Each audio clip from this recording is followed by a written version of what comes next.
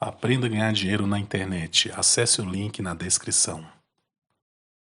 Eu diria que o volume de atendimento nos últimos 3 anos aumentou bastante, explodiu. E algumas coisas novas, cara. Problema com pornografia. É uma inundação no consultório, velho. Cara, eu não sei problema se com pornografia. Pior que cocaína. É mais fácil tratar um viciado em cocaína do que um viciado em pornografia. É foda, velho. Que isso, cara? Vício ou comportamento que envolve dependência, basicamente 2 coisas ativam aquele vício. Tédio, isso as pessoas muitas vezes não sacam, e o estímulo de querer aquilo. Muitas vezes você busca uma droga porque você viu alguma pista ambiental que relaciona você a buscar aquela droga.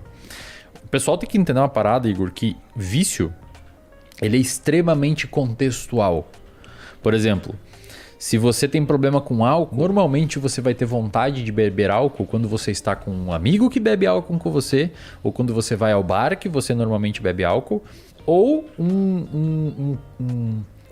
uma contextualização temporal. O seu cérebro sabe que chegou sexta-feira e começa a te dar vontade de beber álcool. O seu cérebro sabe calcular tempo, cara. Sabe calcular tempo.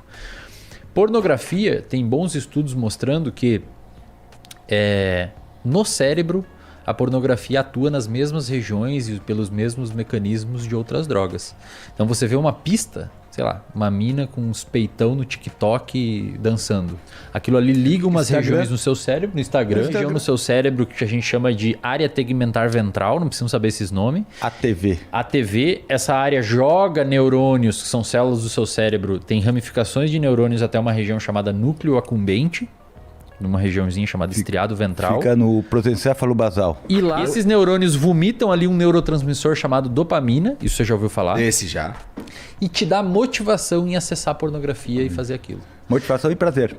Só que o que acontece, cara? Não é só, o cara não tá sentindo tesão de verdade. Não, cara. Ele acha que tá, mas não tá. Não, ele nem sabe que tá sentindo tesão. Ele tá ali de bobeira, daí começa a bater o tédio, ele tá com o celular e vai acessar o celular, dá uma liberada de dopamina no núcleo accumbente. Cara, entendi. Só que qual que é o problema, meu?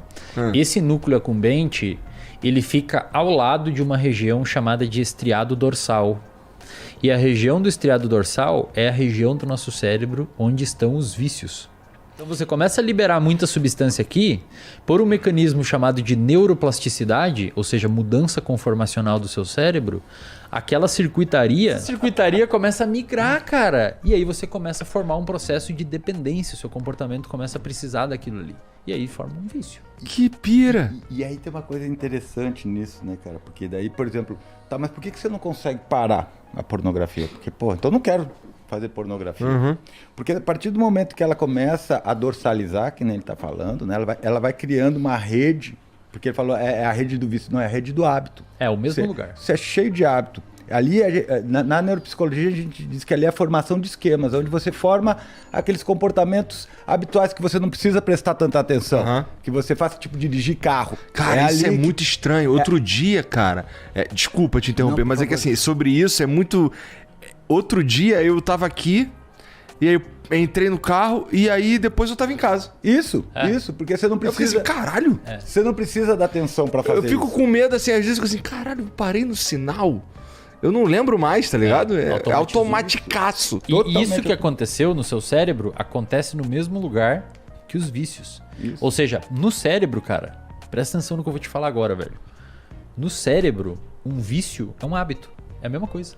Um super hábito, um hiper hábito. Vício é um hiper hábito. Você faz aquilo automático e não consegue controlar.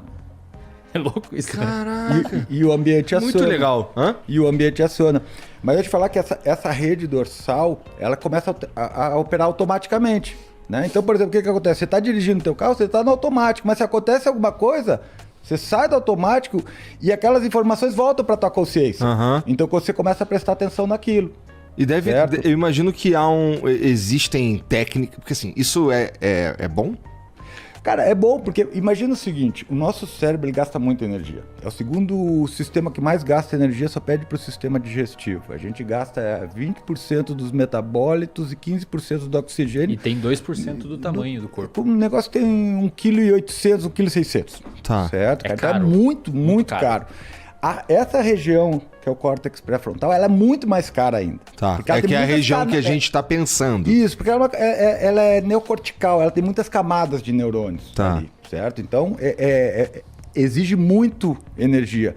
Então, se você automatizar as coisas, você pode usar menos o córtex pré-frontal.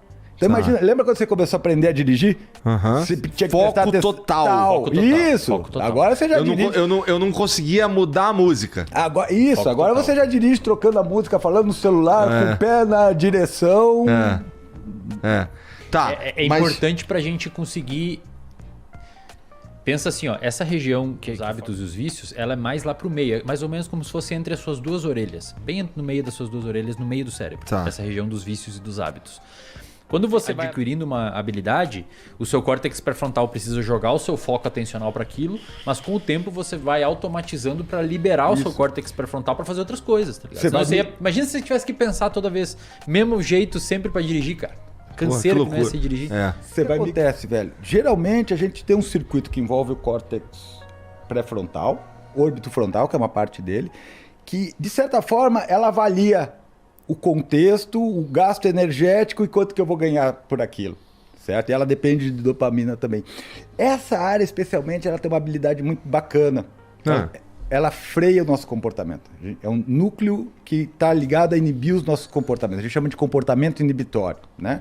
Então ela analisa uma coisa, se ela vê que não vai dar muito certo, se o custo é muito alto, ela puxa o freio daquilo.